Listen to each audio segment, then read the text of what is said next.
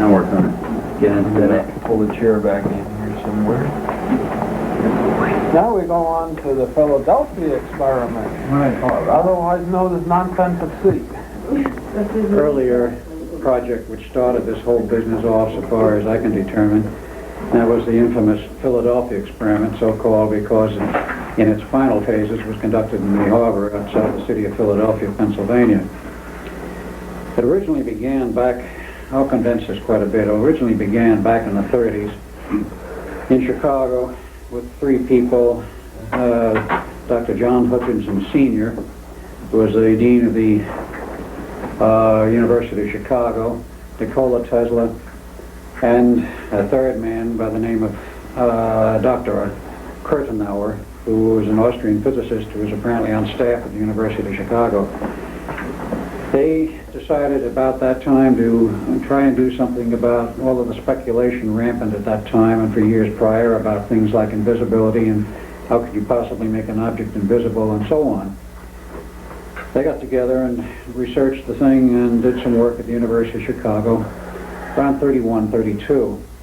In 33, the Institute of Advanced Studies at Princeton, New Jersey was formed, and the project was transferred there probably about 34. Now, one of the first people on staff at the University Institute of Advanced Studies was Dr. John Eric von Neumann, who was from Hungary, Budapest. He had his degree about 1925 in chemistry and 26 in physics, PhD in math. Taught in Europe for about 4 years and transferred to the United States.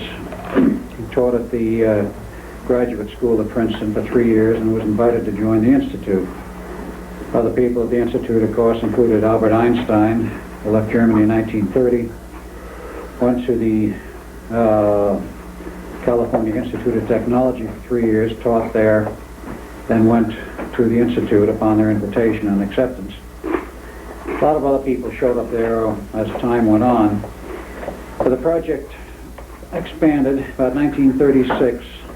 In the meantime, of course, Tesla was named as director of the project because he was a very good friend of a certain gentleman in the White House known as Franklin Delano Roosevelt, who he originally met in 1917 when Roosevelt was the Secretary of the Navy, and Tesla was asked at that time to do some work for the government, for the war effort, which he did. And they maintained their friendship. When he became president, Roosevelt, insofar as I can determine, called him down to Washington and asked him, well, how would you like to work for the government again? And since he was not terribly flush with money at that time, namely Tesla wasn't, he accepted, became involved with this project insofar as being the director was concerned. He had already been involved. And he became and retained his position as director of the so-called Invisibility Project until he resigned or left, however it occurred in 1942. 1936, with their studies in the labs there, they decided to have some kind of an early test. They had partial results, which means they had partial invisibility. The Navy was encouraged, everybody was encouraged to continue. And of course the Navy had been funding it almost from the beginning in terms of doing things like giving them a little research money and grants and that sort of thing. It progressed onward until 1940, and I'll get a little bit out of sequence here, but in 1940, after further research and with Tesla's approach, they decided they were ready for a full test.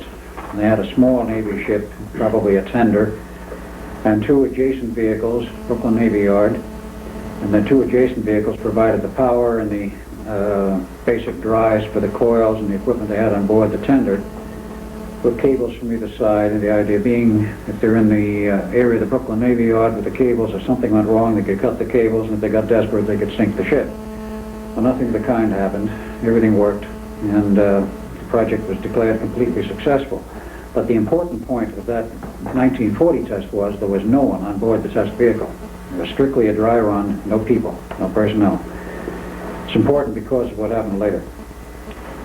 Now, in the meantime, other people came on board. There was a Dr. Gustav Le Bon, an associate of von Neumann's, who became a close associate. There was a Dr. Clarkson, came in about 1940. Additionally, also came a T. Townsend Brown, who had a strange history I won't go into. But he was joined the Naval Reserve about 1933, and about 1939 he was tapped on the shoulder for active service by the Navy, and they wanted him specifically because of his background in gravity, gravitics, high voltage and such, to work on the problem of the German magnetic mines. He was given the status of the head of a department to develop countermeasures for the German magnetic mines and other mines, minesweeper operations for the Navy. That became important because this led into a parallel project, the degaussing project of the Navy, where they developed the so-called degaussing cables to explode the magnetic mines at a distance quite safe, quite far away from the ship. Normally they'd be triggered by the magnetic flux of the ship's general mass, which would concentrate flux lines at a certain point that would trip the mechanism, and of course, ideally the magnetic mine would be tripped under the hull and of course below the ship to kingdom come. If you provided a strong, powerful magnetic field, it would trip the mine's sensing mechanisms at a safe distance and would be harmlessly exploded.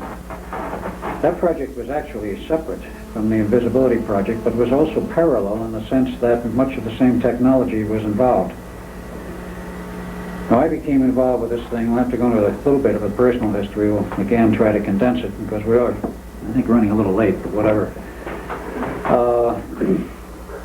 Quite aside from my legal name, which is on my birth certificate of Bielek, I was born in 1916. The best that I've been able to determine from my own memories and what comes up, 4 August 1916. I was born Edward A. Cameron, and in 1917, I believe 15 May, this guy was born in his original body, Duncan Cameron, or whatever they called him at the time. And we were born into a family with considerable amounts of money, not really wealthy, but they were well off. And we didn't hurt for money, we didn't hurt for the means for an education.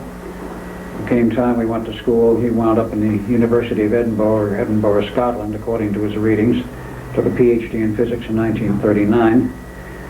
I, in the meantime, went to University of Princeton, bachelor's and master's degree, and so far as I can determine, again, from memories, took a PhD in physics from Harvard in 1939, both of us in the summer. It was arranged by our inimitable father, who had a great deal of influence with the Navy and apparently political clout in various sections and parts of the government. We do not understand how he got these connections. We don't know anything about them. There are no documents to show this. He himself served in the Navy in World War I, apparently as an ordinary recruit. Did a 20-year stint, retired.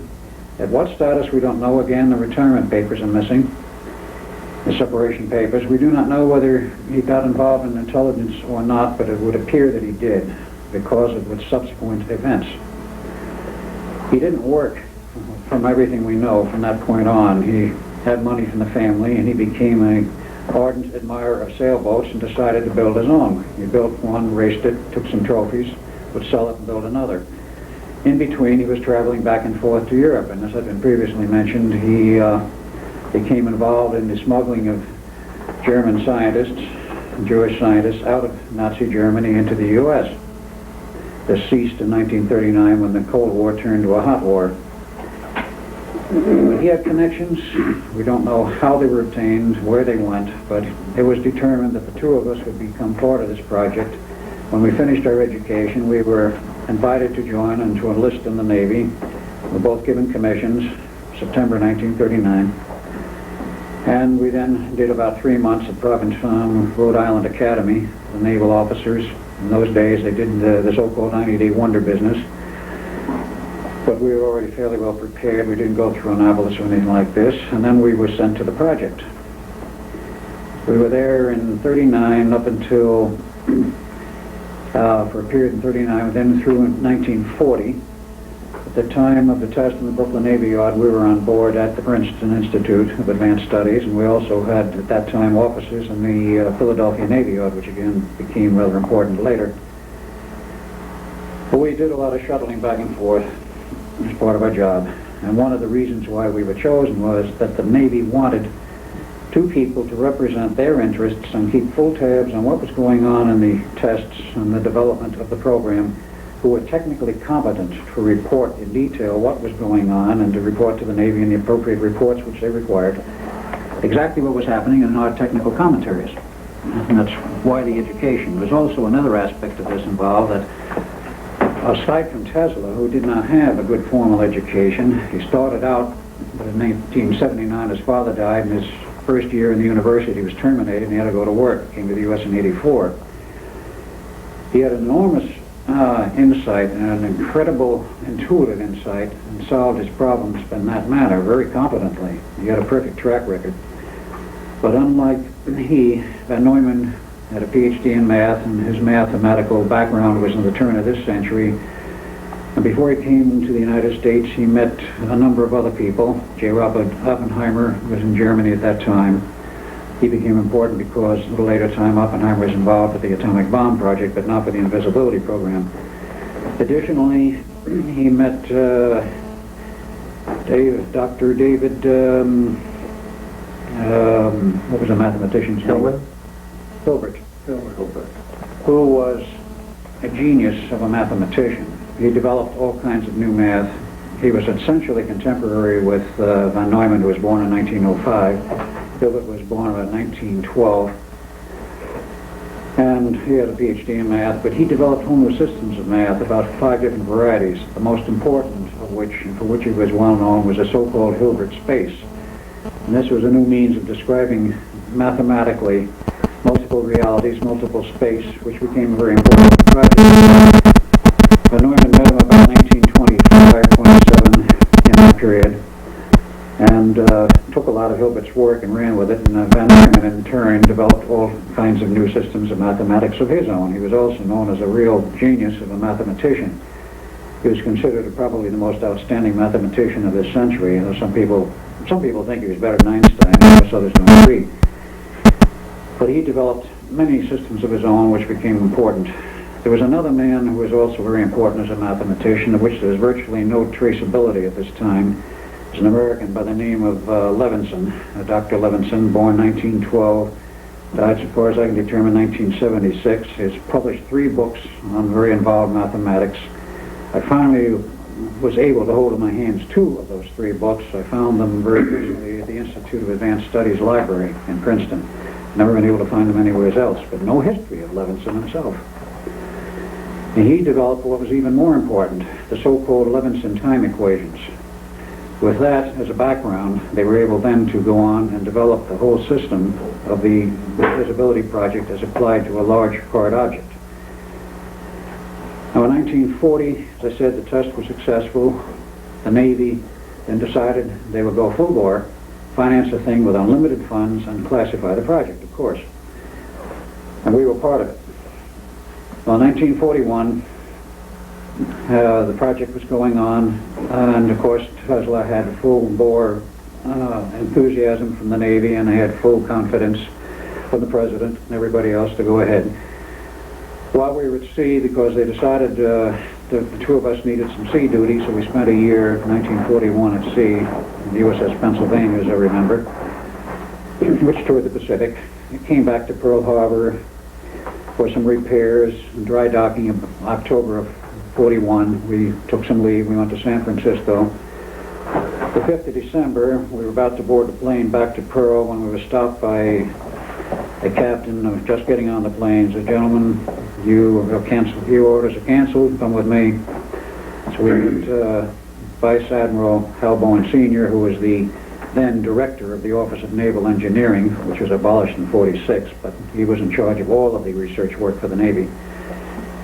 And he told us, "Gentlemen, you may as well know, we will be at war with Japan within 48 to 72 hours. We expect to lift Pearl Harbor. You're not going back there. You're too valuable. So we're going to leave you in San Francisco until your tour is over, which is the home base for the Pennsylvania. You do office work. You can enjoy some leave time." He says, "You might as well enjoy it, because when you go back to the Institute, there will be no leaves, and there will be nothing but hard work." So we did. January 42, we went back to the Institute and remained there through the whole series of tests and the whole project. In the meantime, Tesla was given a ship for his full-size tests with crew. And that happened to be a battleship, unknown. But in wartime, apparently, politics has a bit of pull in the politics coming from the President of the United States. He could probably order the Secretary of the Navy to supply any kind of ship that Tesla wanted. So he got a battleship. The equipment was designed, of course, by Tesla with a lot of work and cooperation, and you might say also a lot of fighting between Tesla and Van Neumann. Tesla was director, Van Neumann was, I guess, assistant. They didn't agree on everything.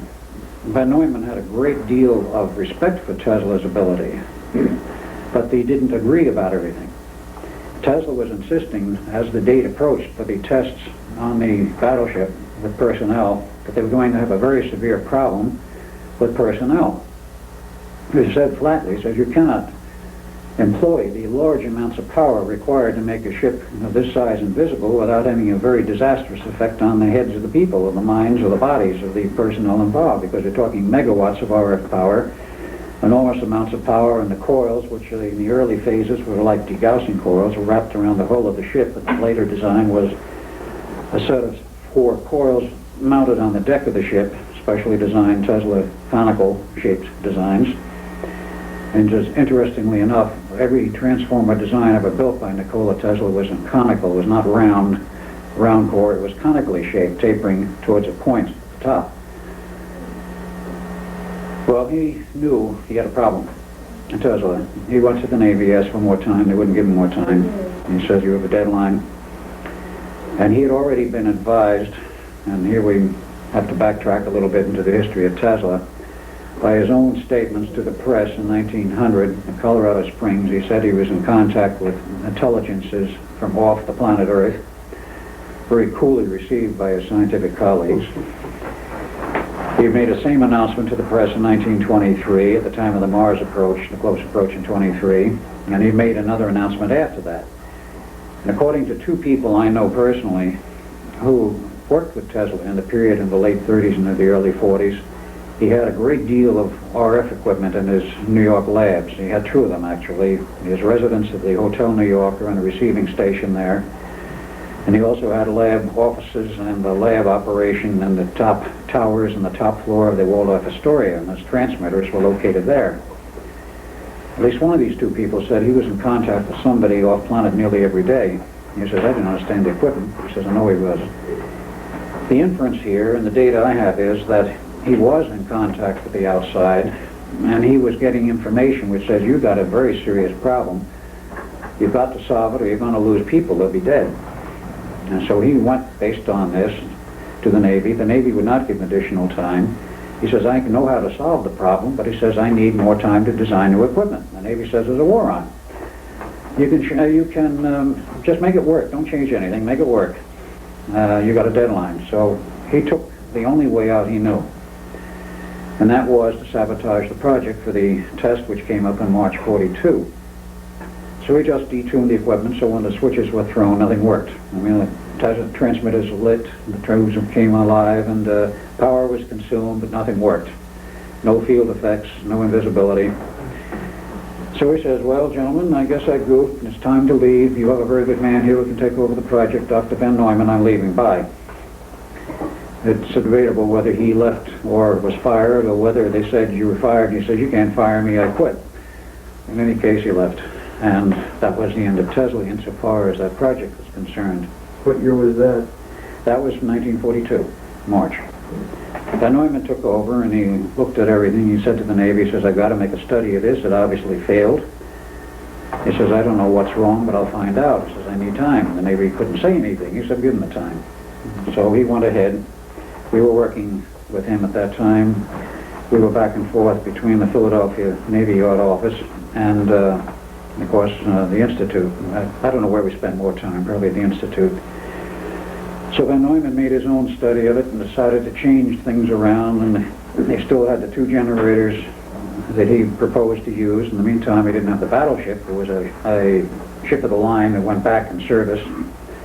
It did not have a special crew. It had the regular crew. And they finally decided, he, of course, talking through us to the Navy brass, and we needed a special ship. It would be outfitted from the ground up. So it was decided to pick one that was going to come down the ways, and they decided on DD-173, which later was named the Eldridge. And about July, of 42, they were laying the keel and it was designed, the design was modified so they could put in 2 huge generators. And the reason why they had to design the equipment to the ship was the fact that a destroyer escort is not a very large ship. It's about 1,500 tons, roughly equipped. The later figure said 1,900. Dry weight was agreement between both the Greek records and the American records of 1,240 tons dry. It was a rather small destroyer. It only had 2 gun turrets. So to fit 2 huge generators and the motor drive system and all the RF equipment and the 4 transmitters on this thing, it took a lot of design effort, actually, from the beginning to know where you're going to fit the stuff. You don't throw it on this ship in midstream after it's built. So October came down the ways and they wanted to dry dock, put equipment on board, and before they did this, they decided they needed a special test crew.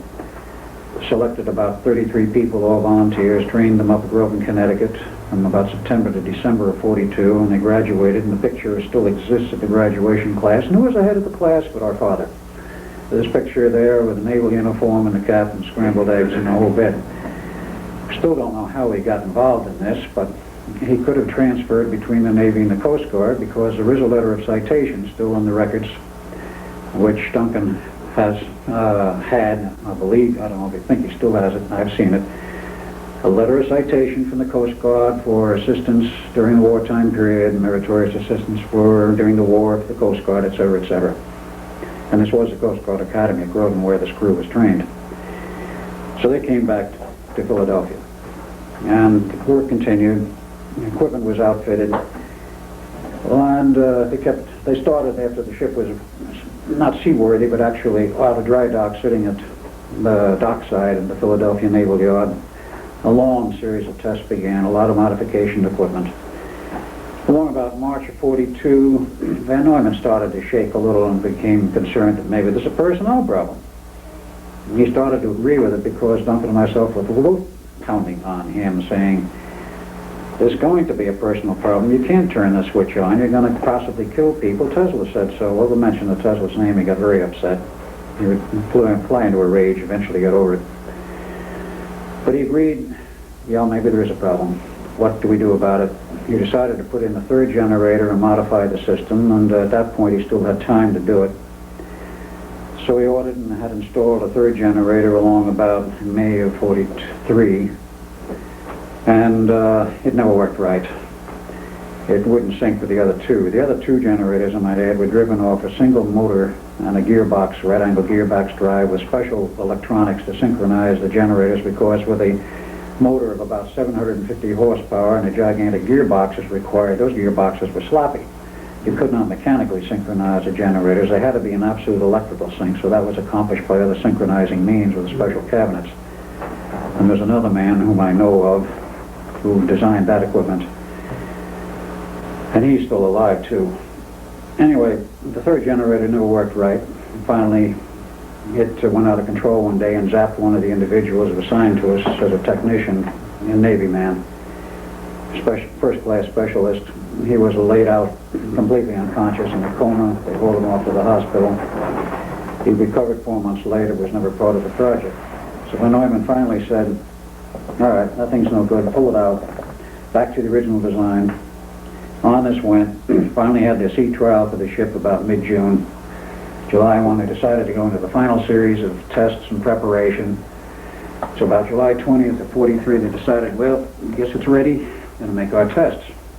So they decided 22 July, got the whole crew together, selected about 12 individuals plus the 2 of us who were in the control room to operate all the equipment. There was another man who was a radio operator who is, I believe, still alive today. I've not been able to talk with him. So the fateful hour came. They ran the ship out into the harbor, stopped the engines. They did not drop anchor because it had to be floating free as it would be normally in service. And they could not ground the ship with the anchors. So it came to a stop. The orders came via radio, fire up, and go through the procedures, in which we did. The ship became invisible optically as well as radar. And it lasted about 15-20 minutes. They finally said, okay, shut it off. Bring the ship back to dock, to the dockside berth, which was done by the crew. They boarded it to inspect it, and they found out there were problems. There were a lot of people on that ship who were thoroughly disoriented, sick, nauseous, and otherwise not with it. No one was dead, no one was injured as such physically, but the mind effects were severe, both physiological and psychological. Navy said, okay, pull the crew off. What's wrong? Back to Dr. Van Neumann. He says, I don't know, got to find out. So we started looking into this, and he finally decided he needed more time to study it. And he said to the Navy, he says, this is going to take more time to look at. And he says, you have a drop-dead deadline of the 12th of August, 1943, to get this experiment completed, otherwise forget it. And he says, that isn't enough time. He says, that's your deadline. Well, we heard that. Duncan, or particularly I went we went up the line. We went to Al Bowen and said, what's this all about? He says, that's the orders I was given. He says, where did they come from? He says, I don't know, but I'll find out. We went all the way up to the CNO, which didn't make sense because the Chief of Naval Operations normally doesn't concern himself with that kind of detail in the research program. He's concerned with the operation of the war. But of course, at the same time, there was the other project called the Atomic Bomb Project, Manhattan Project, as it was known, and which was vying with this as the secret weapon for the war. So as things went on, there were night and day operations to get this equipment in order. Van Neumann made changes because the Navy finally decided they don't want optical invisibility, they don't want radar invisibility only. At that time, we didn't have inertial guidance systems. We didn't have low-range shore-arm worldwide. And, of course, if you didn't have radar to see where an adjacent ship was, you better be able to see it physically. Otherwise, in the fleet, you might ram each other at sea at night. So that was the orders. He modified the equipment. And the 12th of August, rather shaking as we went out into our station, we knew things were wrong. And, well, we followed orders. The orders were, at the appropriate time, turn on the equipment, which we did. For about 60 or 70 seconds, everything looked good. They got the radar invisibility. The ship outline could be seen hazily. It was still more or less visible. And then, as memory serves, and as the observers said later, there's a flash of light, blue flash, and the ship just disappeared. Wasn't seen anymore, no outline in the water, no hull, nothing. No radio communication, gone for about 3 hours. And it came back. They knew immediately something was wrong because one of the masts, the principal radio mast, which had been designed by T. Townsend Brown, along with some of the transmitter equipment and modifications, was broken. There was some superstructure damage, and they couldn't get any radio communications, and they couldn't get the ship to maneuver, so they went out and boarded it, and that's when they found the real extent of the problem. There were 4 men embedded in the decks, 2 in the steel decks on top, 2 on the bulkhead walls, and the 5th man had his hand jammed in the steel of the wall. He lived because they could cut his hand off and give him an artificial hand. People disoriented. Reports were some were floating around and finally got their feet on the ground. Others floated away and disappeared. The crew on the second test was a little larger than the first. And a number who were just plain totally insane. So the Navy said, get that ship back in here, get the crew off. They held 4 days worth of meetings. What's wrong? What do we do now? And this, of course, involved all the top brass, plus Van Neumann, plus the scientists. They couldn't come to any real conclusions as to what was wrong or what to do. And eventually decided there would be one more test on the Eldridge, and there would be a dry run again like the original one. No personnel. Rebuilt the equipment. They would run it by remote cables, about 1,000 foot of cable from the adjacent ship. No generators on the ship itself? Everything on the ship as it was originally for the second test. Okay. But they would use the crew to take it out into the outer harbor at night and then remove the crew and control the equipment remotely, which they did in late October. And same results in essence, but no crew to be damaged. The ship disappeared for about 20 minutes, came back. A lot of equipment was missing, 2 transmitter cabinets, 1 generator. Everything in the control room was a burned out shambles, even though nobody was there. The 1 cabinet with the 0 time reference generator was still intact. The Navy at that point just said, that's it, and wipe our hands of it, strip the ship, re-outfit it so we can go to sea, and of course it already had been christened and properly commissioned with its regular officer, which is of record, and sometime in the fall it was ready and went to sea, and the log, which was later recovered by the Greeks after the war was over, and the Eldridge, which had gone into mothballs in 1946 and was transferred to the Greek Navy in 51, the log had all of the pages missing prior to January 144. So the problem and the question was, what really happened? What went wrong? Now this is where, at that time, we didn't know what was going on, but that is after the first test, we didn't see anything wrong. After the second test, we knew what was going on, that is, he and I did, because what happened was very, very bizarre. The ship disappeared into hyperspace. And the important point was, there was another experiment going on at the same time, and that was the Phoenix Project, which 12 August 1983 was exactly 40 years to the day later. And what's important about this is the fact that it was a 40-year separation exactly, actually a multiple of 20 years. Work done since then, or perhaps during that period and ongoing, has shown that, like humans who have a biorhythm, the Earth has a biorhythm. And the Earth's biorhythms peak out, 4 of them, 20 years to the day, plus or minus maybe half a day, every 20 years on August 12th, 1943, 63, 83, 2003, whatever. And it just happened to peak, or shall we say, maybe it just happened, maybe it was arranged this way. The August test in 43, August 12th, coincided with the station running August 12th, 83, and provided an additional function which provided the connecting link through the Earth's fields for the two experiments to lock up in hyperspace. The ship was pulled into hyperspace completely. And the only way it could be returned was we decided, he and I, we couldn't control the ship. We knew something was drastically wrong. We tried to shut the equipment off and we could not. We tried pulling handles and everything. Nothing would yield. We just got half electrocuted. We finally decided, let's get out of here. Well, where do we go? We jump over the side and land in the bay, get away from this thing. Well, we jumped overboard and we didn't land in the bay. We wound up through a time tunnel and wound up standing on dry ground at Montauk in 1983, August 12th at night. And of course we were found very quickly. We were taken downstairs. Van Neumann greeted us. He knew you. Well, of course he knew us. He knew we were coming. The thing was a bit of a shock because here we were just working with Van Neumann 43, who was a young man essentially, and here we see Van Neumann 83, an old man, who knew we were coming, knew what it was all about, and said, gentlemen, we have a problem. They said, we have a lockup through hyperspace. And I said, we knew this was going to happen because I've had the records. He said, I've lived with this 40 years waiting for this day, so to speak. He says, we can't shut this thing down because the Eldridge is the source of the power running this thing from the other end. It's in hyperspace. It says, you guys have to go back and shut the thing off. He says, we know you did. The records say so. Which, of course, you haven't done it yet, but you're going to have to go back and shut it off. So he says, you shut it off any way you can. Destroy it physically if you have to, which is, of course, what we did. We went back to the Eldridge. They had, of course, the time capability to send us back directly to that spot and location, quite aside from the movie and what it said.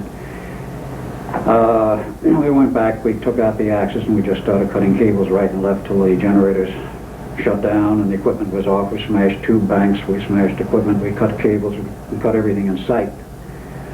Generators went down, the ship returned to its original point in space and time about 3 hours later. And of course the Navy found what was there. I remained with the ship, he went back to 83. Begins another part of the story, but from that point on, 43 on, Van Neumann in 43 didn't know what had happened except what I told him. He didn't believe it. But he had equipment which enabled myself to go back and forth between 43 and 83. He had another set of equipment in the labs, which actually was the early equipment, which was the prototype. And he had modified it, which the Navy didn't know at that time, to be a full-blown time travel machine. In 43? In 43, correct. See, the Germans also were working on the time travel project, and they had it working in 45, just before the war ended, in Germany. This is also a matter of record. So, in any case, trips were made back and forth. He was finally convinced, and it was too late to do anything about the experiment in the second phase. But after the Navy decided to shut the whole thing down, of course, he was removed from the project to go work on the atomic bomb project at Los Alamos until that was over. So in 47, getting a little out of sequence, but nevertheless we try to present this in a logical sequence rather than the exact time sequence. In 47, there was major changes in the Defense Department.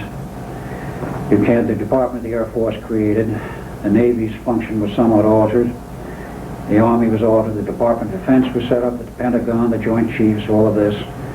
And somebody, after Hal Bowen was retired, in the new structure of the Navy with the Department or Office of Naval Research, said, well, let's go back and find out what the blazes really happened with the Eldridge and this whole project. The war is over. We haven't got anything else to do. Let's see if we can find out what it was about and maybe salvage something out of this if it's possible. So they said to Van Neumann, go take another look at this thing. You've got all the time you want. There's no war on. Take your time. Be thorough. What happened? What went wrong? What do we do about it, if anything? So he says, all right. Now, I will take a look at it. Now, a number of things happened. I did not know about the UFO connection until fairly recently. But to go back to 43, about 6 days before the final test, which is to say early August, 3 UFOs appeared over the Eldridge. They were seen, they were noted. And when the final test began, 2 of them left the area, a third disappeared. One of the UFOs was sucked up along with the Eldridge into hyperspace, and it wound up in Montauk in the underground. Now, that's interesting because of what turns out in the records since, which come out of Canada. I'll go into that last. But Van Neumann, looking at this, realized there was a human equation he didn't understand. And he was not a metaphysician. He had no occult training. He was a hard-headed mathematician, typical German school type thing, and nuts and bolts engineer at the same time. And he probably was scratching his head. What the blazes was going on here? Well, about 47, when he was asked to look into this, shortly after that, he was also, because he still had offices probably at Los Alamos, he was called out by the government to partake in the examination of a crashed UFO at Aztec, New Mexico. He was part of the research team there looking into this. So here he sees evidence of life from another planet, from another system perhaps, dead aliens and all of this sort of thing. What does this mean? Well, another one occurred approximately a year later, again at Aztec, and then there was another one at Roswell later. But the second one at Aztec that came down, the first one apparently had some of the little grays as they've become to be known since, all dead. The second one that came down had at least one live occupant still in it. Did they come down in the same place? Or in New Mexico, in the same general area of Aztec, yes. The reason being that, from what we can learn now, is our radar systems were affecting their drives. And when it was found out that we could do it, apparently some of the people in the government started doing this deliberately. We're not sure that that's exactly what happened. Did they both come down on that plateau in Aztec? Yeah, they came down in the same general area. Apparently because of a radar system not too far away. Right. So the second one crashed, but it had a survivor on it. And apparently this one was not with the same group. And when Neumann got to talk with this one, and he told him all about his problem. Van Neumann's problem with the whole experiment. And he said, I'll give you some clues as to how you're going to have to solve it. He said, you're going to have to solve it. So how the communication was set up, I don't know, but Van Neumann got his clue from that. He was badly shaken. He learned enough that he had to go back and start from page 1 and learn his metaphysics, his occult theory, everything regarding the human psyche. And he was told this, apparently, and I'm speculating in part. But he learned that he had to go back and do his homework on metaphysics. When he did this, he found out what the real nature of the problem was. And the real nature of the problem is esoteric, but it's also very real. First of all, the ship in order to partake of this experiment, in order to create these fields, you were actually doing a rotation of the space-time fields. And you can only do this if you have the equipment to generate these fields, and you can only generate them if you have a zero-time reference. None of the energies can be created and synchronized without a zero-time reference generator, and that was the first thing they had to have, and that was developed by Tesla in the 20s. Now, the ship had a zero-time reference. The ship was locked to this thing with the fields because the fields surrounded the ship. So there's no problem. The ship was locked to this, and when the thing came down, the zero-time reference brought everything back to the same point. But humans also have a time reference. Now, they're not locked as to a zero-time reference. They're locked to the point of conception. Every individual who is conceived, and then this goes on through the gestation period and is born, is locked to the time stream, as we call it, and is locked to it so that he can relate to the society and the civilization around him and flows at the same rate as everyone else and has a reference. That reference remains throughout his life until he or she dies, at which point the soul goes onward and it can come back and reincarnate either theoretically, either past or future. But these time references are somewhat fragile. When you start pumping megawatts of power and actually pulse those into the gigawatt region of the type of energies which will affect the mind and the psyche and the spirit, you disrupt these references. So what happens? The references for the individuals were disrupted. They are still within the ship's field, so they are not lost. They don't float off into space at that point. But when the ship's fields come down, if those individuals' references are knocked loose, as everyone on deck was, and those below, behind the steel barriers, so to speak, which are shields against both the RF and magnetic energies, they were not affected, and we weren't because of that. And it's not an instantaneous effect either. Those who were floating in the decks lost the references, so when the ship came back to its normal space-time, the individuals didn't float back in the exact same reference. They could have been anywhere. If they happened to be in the space where the ship materialized a steel deck or a steel bulkhead, then the steel of that bulkhead was in their bodies as the body finally rematerialized. If they floated off into space, they floated off into space and didn't come back at all. So that was the problem which Van Neumann faced. How do you lock the time references for the individuals to the whole system, the ship's references? How precisely he solved that, I don't know, but he did know that he had to use a computer to synchronize the whole business. He had to find a means to lock the individuals in. This required some knowledge of metaphysics, and it also required a computer, which did not exist at that time. So we went and developed a computer in the labs at the Institute. The first modern electronic computer was developed by Van Neumann in 1950. And the first full working model was 52. And they developed a model. Apparently it went to the Navy with a whole new system. In 53 they performed a test with another ship, name unknown, which was totally successful. And the individuals did not go wandering off into space. They didn't perish, they didn't get violent, they didn't become nauseous. Everything was normal the way they wanted it. So what happens? The Navy says, we finally got it. They canceled Project Rainbow, which was the name for the project from 1940 on, and it became Project Phoenix. So this became, in part, Project Phoenix P1, and it also went into P2. But this is where the Philadelphia experiment, Project Rainbow, became part of P1 and became parallel with certain other work going on at Brookhaven. Now, one of the problems, of course, that developed, and the thing that the Navy had to look at, was what happened to the personnel. There were a number of medical reports, and I know of these because I personally talked with George Hoover, who was part of the investigative team with the Office of Naval Research in the 50s, when the whole matter was reopened with Mark K. Jessup, who wrote the book, The Case for the UFO, and this famous annotated book arrived in, I think it was Admiral Firth's office in 1955, and circulated through the Navy Department, the Office of Naval Research. And Jessup was called on. I says, what do you know about this? He says, nothing. He says, what are all these footnotes? He says, I have no idea. It was Allende note? This was the Allende business, right. Carlos Miguel Allende, and here's in the footnotes and the letters which later went to Jessup. And Hoover became thoroughly interested in the whole business. He set up the whole team to research the business, and he went back into the records. And he told me when I talked with him on the phone about 2 months or so ago, as I found out where he was and he's retired, and he said, yeah, he said there was a medical report, and there was a final report. And he says the medical report was the most interesting one of all, because he said this indicated that the Navy was confronted with a totally new and unique situation, very high-powered equipment affecting the minds and the physiology of sailors or men, which they had never had any experience with before. And he says a lot came out of that. Well, a lot did, but he didn't talk about what came out of it. Out of that came work which led to the mind research programs later, and all of the other things which expanded from P1 on.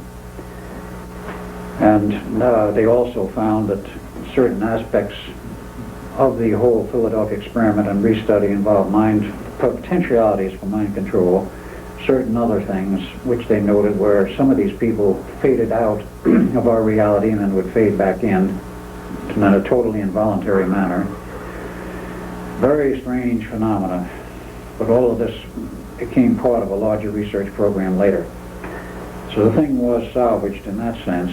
It also went on and became the basis as expanded for the development into the stealth program and a lot of other programs which are very sensitive and we'll go into.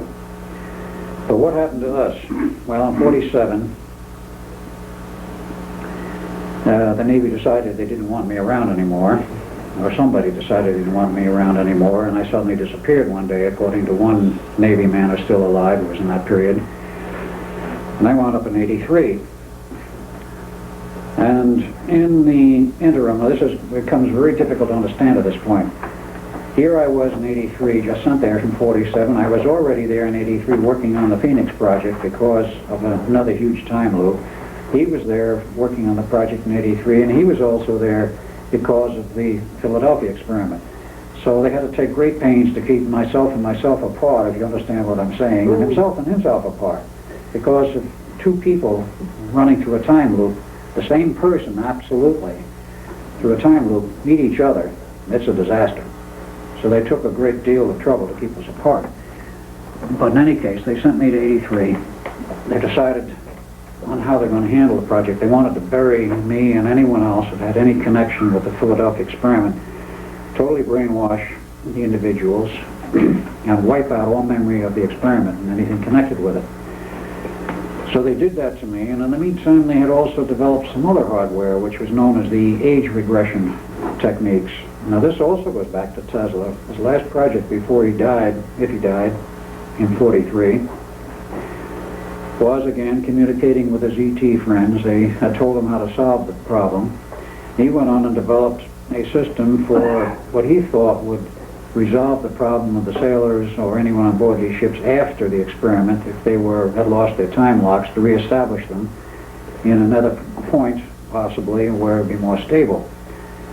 The government took this and developed it into another program, which was known later as the age regression business, meaning physical age regression. I.e., you could take a person who was age 60 and reduce him by this technique in his program to physically age 20. Put him back to where he was at the age 20 physically, but not mentally. He would maintain his abilities, his ideas, his thoughts, his memory, his entire lifetime of experience. Just the body would be reduced in age. The theory on this and how the government handled it, we don't know. But the theory that Tesla worked on, we understand, was that if you take these time locks for the individual and move them forward in time, you are in effect removing X number of years of age. If you push them ahead 20 years, the body will act eventually, because of the shift of the time references, like it is 20 years younger, and will physically reverse itself in age and go to the reference of those locks. So that it will, within about 30 to 60 days, we're not sure how long, the body will just get younger. So what they did with me is they decided, well, we'll do a new one on him. We'll take him from age 31, which I was at that time in 47. And just run him back to the age 1 and plug him in another family, and they picked the year 1927. Apparently it was astrologically chosen, because I can go into a long story on this, but plugged me into the Bielek family. The kid who was born to them apparently developed some problems. Whether they were genuine or whether they were feigned, I don't know, but The story was the kid was very ill and went to the hospital and died, and I was put in as a substitute and fitted in terms of what's a 6 months or 1 year old kid? One kid at that age looks just about like another. If you select them properly, you can hardly tell the difference. The mother may know the difference. Mm-hmm. And as it turned out, in my case, my legal mother, before she died, about 4 months, she came up one day in the nursing home with a memory. She looked at me very blankly, like it was somebody else, came out with this, I'll never forget, she said, "The baby's dead, isn't it?" And I knew then that she knew, and had buried for years a memory of what had happened, because a substitution was made and she knew it, but she chose to forget it. There was only one child in the family, and that was me. There were no brothers or sisters. So I had a good part of my answer. I also know that I can regress all the way back in my time age sequence to 6 months, and then there's a total blank. And then there was a means by which I seem to remember being born, which was actually the other kid, and I was interlocked for years with the other kid's cross-coupling of the lattices, which was another very exotic technique they used. They wanted to make sure I wouldn't remember anything, and I would remember being born in that body, which I did, except I wasn't. Anyway, that was what they did to me. In the meantime, in the process of pursuing the Phoenix Project, which was myself and this, if you want to put it, this current run of the lifetime, plus his, let's see, his original body. There was a crossover point here. I have to go back. Yes, okay, an original body and my original time and his original body, we were involved in running back and forth in the tunnels, and he became caught in a side tunnel which wasn't supposed to exist, but did, and he disappeared in it. I had to go find out what happened, and he was trapped by some aliens. They wouldn't let him go, and they wouldn't let me go either. So finally I said, "What do you want?" He said, "We want a piece of equipment." I said, "Well, you aren't going to get it if one of us aren't let go and let loose to go get it." I said, "Where is it?" He says, "Back at Montauk." I said, "Where?" And I said, "In that ship which came in." "What is it?" And he described it and says, "I'll go get it if you'll let both of us go if you get the equipment." He says, "I went back, I got it." Preston? Sure. Okay.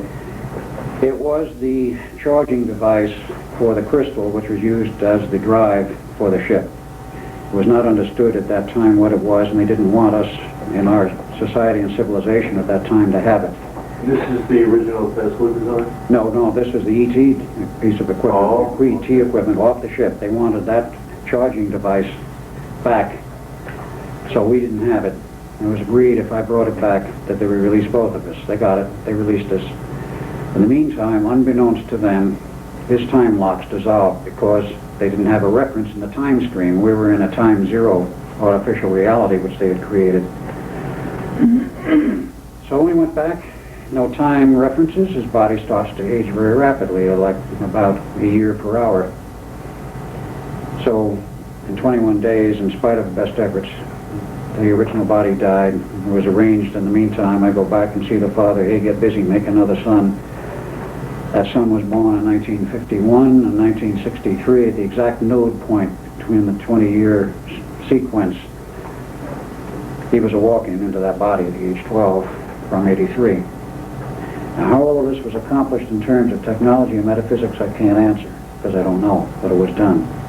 He has the memories, I have the memories. The research, which has been done by Preston, shows quite conclusively in terms of mathematics and otherwise that this all fits. So he now has the memories that come back, and of course he was chosen to be part of the Phoenix Project, the later run of it as he became involved. I was also chosen to become involved with it, and I was involved with it for years. Both of us were. Which aliens held you in And we don't know which group it was, but it was the friends of, as part of the same group of the ones who were trapped underground. They came out alive, well, 7 of them. And we worked with them for a while. 3 of them decided to talk. Pruitt was very much concerned about an alien invasion, and apparently quite correctly so. And he gave me the assignment of getting these guys to talk, finding out what their language is, decoding it, learning what was in their manuals, and trying to figure out what made their ship stick.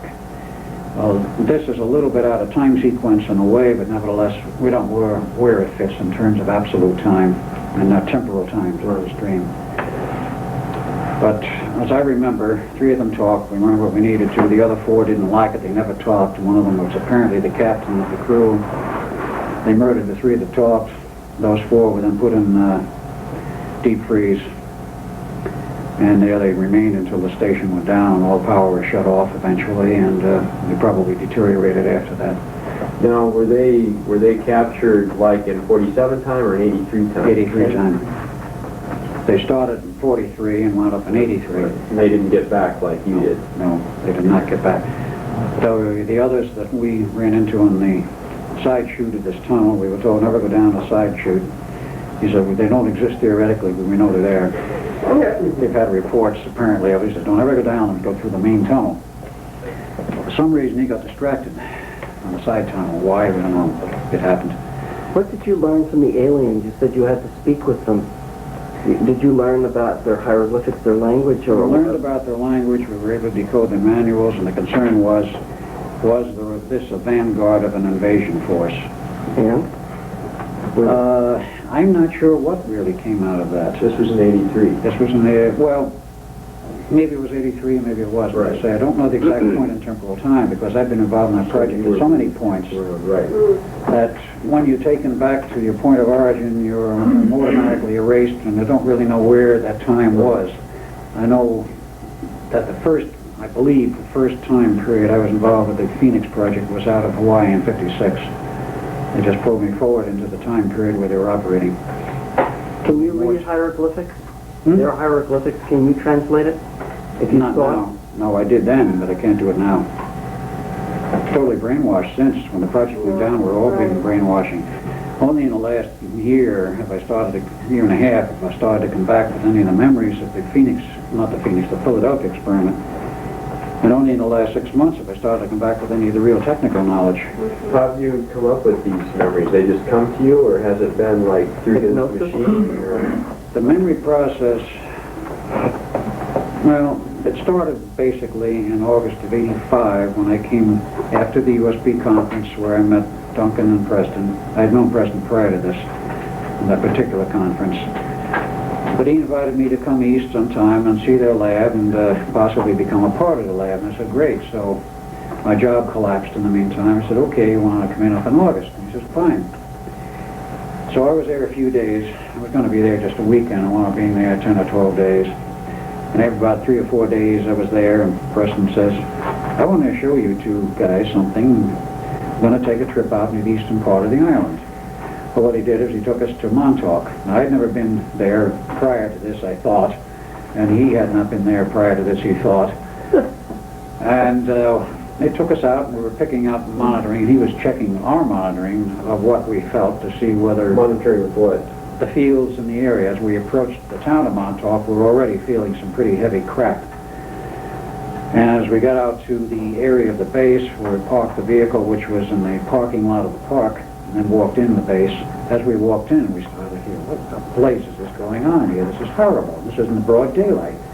The further in we got, and the closer we got to the main radar building, the worse it got. And finally, we were both agreeing this is something absolutely horrible took place here. And I was seeing then, psychically, so to speak, the fact that there had been a 30-foot monster roaming around that place. And I told Preston, I said, I wouldn't want to be here at nighttime for any reason. And he said about the same. But that was my reintroduction, really. Right. That was the basis upon which, at a later time, I started to remember. There was a lot of meetings and discussions. Eventually, there were 3 trips back. There was a famous May '86 trip, including other friends from Phoenix who I had alerted about the project, and they came via various invites, probably from the senator, to go out there, got the permit, and wanted proof of something going on there, and got into a big fiasco. But eventually, that summer, I moved to Long Island, which was August of '86, and I got a job and stayed there until March of '87 when I went back to Phoenix. But in that interim period when I was there was when I finally Well, actually earlier. It was in May of '86, or one of my last visits before I moved there. One weekend, I just decided not to take the plane trip back. He kept insisting. I was there on the project, and I was one of the important cogs in the project. I says, not me, it must have been my double, because I've had a lot of problems for years with the double. He says, yes, you were there. And Preston sort of took a neutral position at that point. And I said, no, I wasn't. He said, yes, you were. And finally, one Saturday afternoon, I said, okay. Duncan said you were there. For the sake of argument, to myself, say, okay, I was there. Suppose I was. What then? The next 2 hours, I shook like a damn leaf. I mean, I did the nervous shakes like you wouldn't believe. And I saw that and felt that coming on. I said, oh, crap. This only means one thing. I was there. So I finally started mentally, internally, scanning up and down my timeline to see what could I find here. Is there a crack in this whole damn business of my timeline and my time memories? I finally found the crack. It was a very narrow one. It came from Hawaii in '56, and that's a long story. You know, I nailed that down, but I did. Says, all right, what's there? Boom, down the tunnel, and there I was in Pruitt's office. And I was talking with him, and he was talking with me. He finally decided, yeah, I was the person he was looking for, and the person he wanted on this thing, and so on. I said, oh, crap. I was part of this thing. And the strangest thing happened that night after Preston came back. I canceled my plane flight. I canceled the turn-in of my rental car. So about 7:30 in the evening, Preston gets a mysterious phone call. Is Mr. Bielek going to pick up his plane ticket for the flight this evening? I already had the ticket. It was already too late for the flight. It was already over. A little while later, another phone call. Is Mr. Bielek going to turn in his rental car? And it was too late to turn it in. Third phone call about something or other related to me, and then another phone call came from someone alleging to be Mr. William Van Bice, who I knew very well, and Preston knew not too well, but he knew him, speaking on the phone in a very drunken voice. You're Preston Nicols? Yes. I don't like you. I don't like you because you have stolen my work. You've done this and this and this and this and on like this in a very drunken tone of voice. He's saying to me, he says, Bill. I said, why? I said, this guy is talking like he's drunk out of his mind and blaming me for everything. And I said, we'll find out when he gets off the phone. So I immediately called up Bill, got him immediately in California. I said, Bill, did you just call Preston? He said, call Preston? He said, I haven't talked with him in months.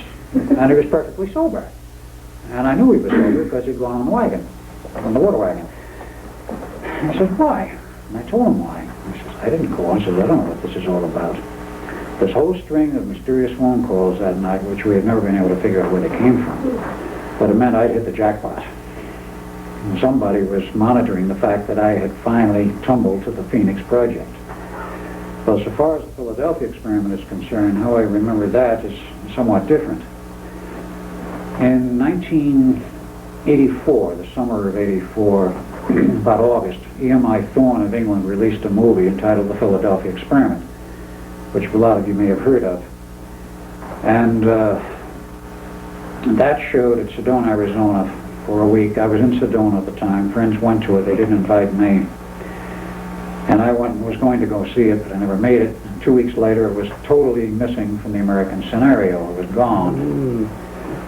Well, the story, which turns out much later, was that 3 days prior to its release, E.M.I. Thorne in England got a letter from the U.S. government saying, we don't want this movie shown in the U.S.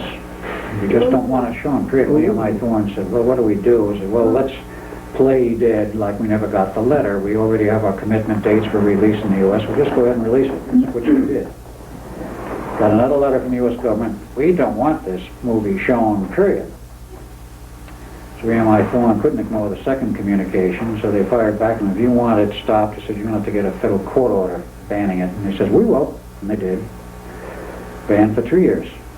Now in '86, they got a counter-injunction for releasing the first one, and it was shown from that point on, from '86 on, as a tape. Can that be proven? Because I mean, if there was a federal court order, there should be a record. There should be, but we haven't pursued it. This is the information which basically Preston turned up because he became involved in this thing for another reason. But that's very unusual for a science fiction movie. Yeah, for a science fiction movie, right. Well, in any case, came December of '87. About 4 a.m. one morning, I was watching HBO. I just happened to tune in on the tail end of a movie which they'd shown, and they said, well, for our next feature tonight, we will show the Philadelphia Experiment. We just went up like this, and I said, whoops, I'm staying up to watch this thing, because I had not seen it and wanted to see it. So it went on from 4 until about 6 or sometime with commercial breaks and all of that. And they first turned this thing on and started going through the initial sequences, and the two main characters in the movie, I looked at this thing and I was turned inside out. I said, what the shit is this all about? What does this mean to me? At that point, no memories. After 4 viewings of this video, it started to come back. It had literally had to hit me over the head 4 times before the memories finally started to come through. And at that point, he hadn't even seen the movie or the video. March of '88, there was a music festival in Lexington, Kentucky, called EKU Music Festival, Eastern Kentucky University. We all went down to it, and I brought the video with me. I bought it in the meantime. And I said to Preston and Duncan, I said, let's get a video player, because they had TV equipment in the motel rooms. I asked Duncan, you ever seen it? No. I said, would you like to see it? Yeah. So we rented a video player. I showed it to him. He went absolutely inside out when he saw this thing, particularly one sequence in the end. He tried to crawl into the light outlet. Literally, threw furniture around and crawled under the little table between the 2 beds. Preston? Yes, Preston. When he gets disturbed, becomes physically very violent. I mean, he didn't smash furniture. Now, he didn't literally try to smash furniture, it got thrown, tossed. He tried to crawl on the light outlet, and I said, but Duncan, it's over. Just come out of here. And I says, well, so I guess one could learn to live like this. And he crawled out from underneath, and we tried to figure out what was this all about. Well, every time he's seen the movie since, he's turned inside out, a little less each time. The last time I showed it was quite recently, and during the period of my trip here, and he was getting quite upset even during the showing of the same sequence, which is near the end of it. And it has a very, very powerful impact for him. It does for me, too. What is Duncan's original birthday? His original birthday? Yes. 15 May 1917. Okay. And then, and 1917? Yeah. 17. And your original birthday? For August 1916. At that time, what was the relationship between the 2 of you? Brothers, half-brothers. Okay. Because we're the same father but different mothers. And the same relationship has continued because I'm still basically in my original body, though he's not, but he was reborn into a body by the same father. It was actually the last child that the father had. What incredible lives you guys have had. It's incredible, I know. I tried to prove it, and I'll go into this a little further. I've tried to prove my records and backgrounds of education, where I was, and so forth. Nothing. I can find nothing. I spent a lot of time at Princeton. And I can find absolutely nothing except when I go through the yearbooks for 36, 37, 38, there are faces in there I recognize quite strongly. I've not attempted so far to contact any of these people because most of them are from the East Coast. But your face is not in that group of pictures? No, I'm not in there at all. No trace of And me. you should be? Yes. But in the class picture, they can't take out a picture if it's a class picture. Oh, sure again. Oh, yeah, they can know Okay, it. sure. Now, I could be, this is another thing, in the total class picture of the graduates, it's very difficult because of the size of the class That's what I and the mean. way they take the picture to pick out an individual Right. face. That's what I'm referring to. It'd be very difficult to pick out an individual face out of that total class picture unless you had the original print. The way they reproduce it in the yearbooks, they're good quality, but they're not the best. And only the people up front usually are clearly discernible. And the classes were quite large then. But I could find no trace. I could find no records. I tried going through to see if they could find a thesis under my name. Nothing. Well, what was it in? Was it in engineering? Was it in physics? Well, it would be in the engineering department under the professor who sponsored you. And I said, who the blazes was that? And I haven't gone up to the Harvard end yet, but I'm sure I'd run into the same brick wall up there, though I remembered exactly the names of the professors I used to understudy in the lectures was Souden and Soberg. And according to Preston, they were still there 11 years ago. And this is remembering from 38, 39. Does something remember this? No, he went to University of Edinburgh.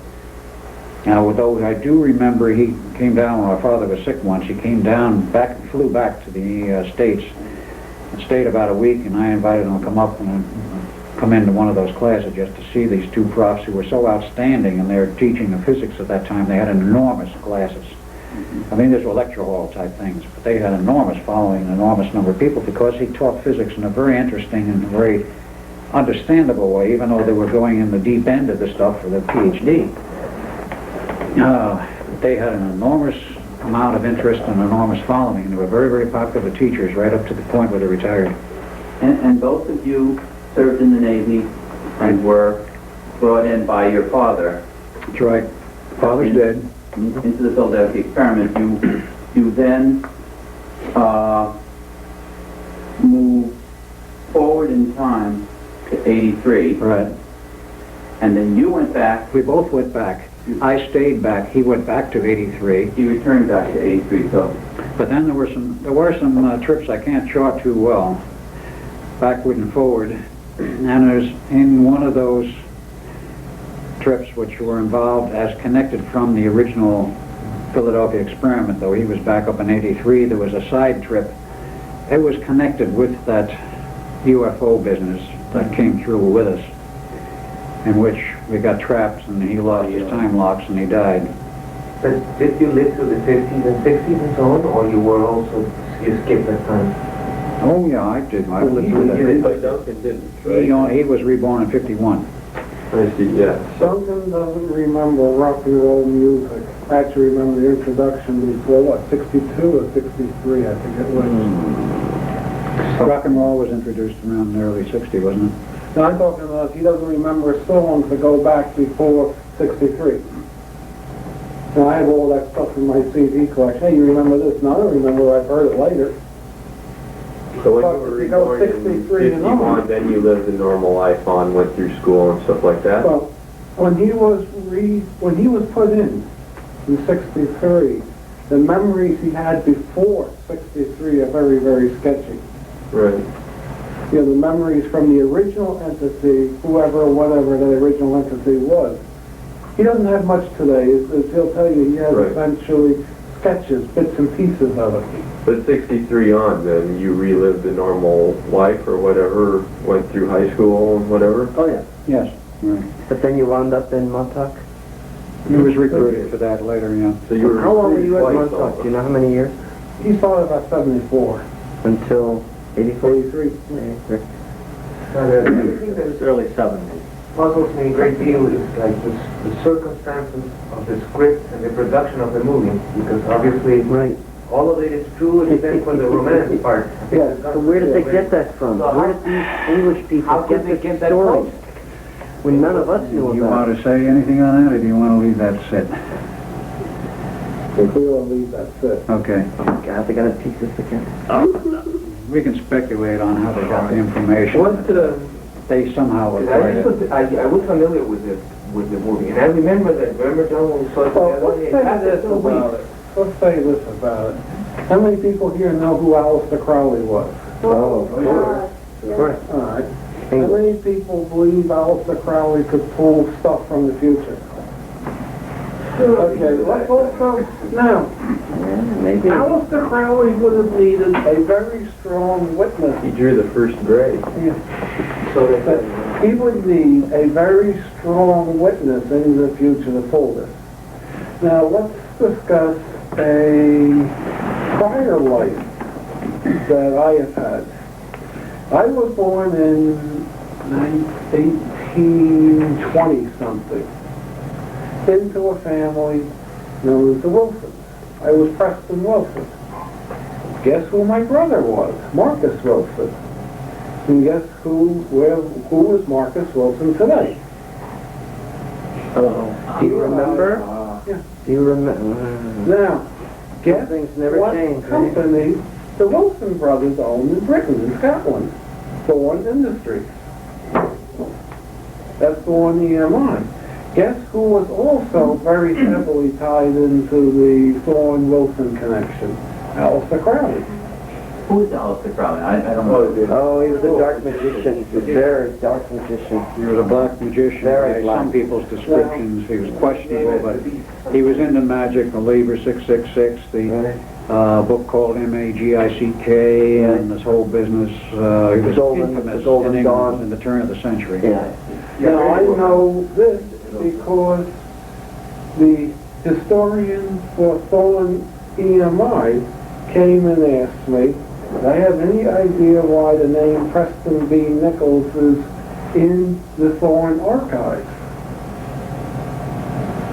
And the only thing we've been able to conclude is that somehow they must have made this in A.D. Cameron was in the archives also.